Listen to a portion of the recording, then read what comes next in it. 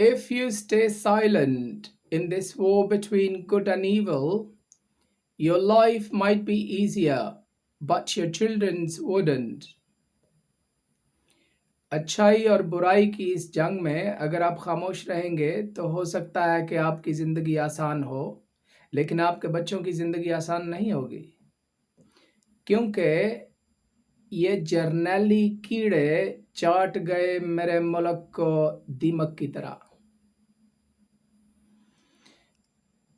एक बिल्कुल सीधी सी बात है जिसे समझने के लिए कोई ज़्यादा ज़ोर भी नहीं लगाना पड़ेगा और बात की समझ भी आ जाएगी।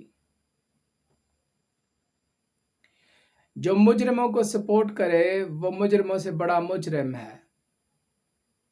जो डाकुओं और लुटेरों को डाका डालने और लुट्टा कुटी करने की इजाज़त दे वो डाकुओं और लुटेरों से बड़ा डाकू और लुटेरा है।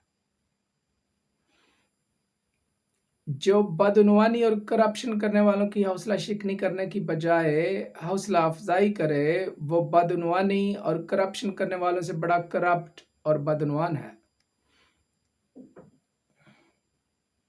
और फिर जो ऐसे माँ फरोशों को NRO 1 या NRO 2 दे वो NRO लेने वालों से बड़ा मुजरिम और माँ फरोश है।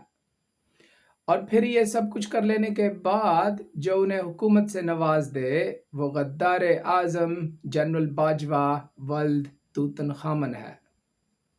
मेरी नज़र में इससे बढ़कर तो कोई गाली भी नहीं हो सकती। बड़े फ़िरौनों में से एक फ़िरौन का नाम तूतनखामन था। मेरे मुल्क मुआशरे और निज़ाम का ऐसा बुरा हाल कर दिया गया है कि हमारे मुल्क के निज़ाम इंसाफ और सबसे बड़ी अदालतों के सबसे बड़े काजी भी जुल्म और जबर, नाइंसाफ़ी और ज़्यादती के ख़िलाफ़ आइन और कानून की तरफ से नवाजा गया अपना ख़ास इस्तेहकाक भी इस्तेमाल नहीं कर सकते, क्योंकि उनकी अपनी वीडियोज़ और ऑडियोज़ बनी हुई हैं। मेरे अल्लाह अभी आपको ही इन हालात के मुताल्लिक सुओ मौटो लेना होगा। हमारी हर लिहाज से इखलाकी, माशी, माशरती तबाही और बर्बादी ऐसे ही नहीं हुई।